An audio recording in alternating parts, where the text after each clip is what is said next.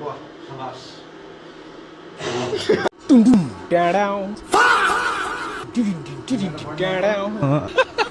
मतलब वो अलग ही लेवल का बंदा था। मगर लाडले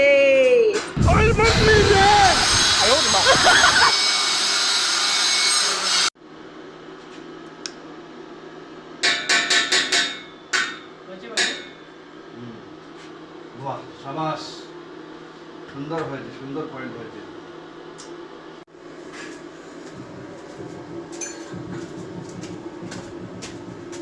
কোথায় যাচ্ছিস?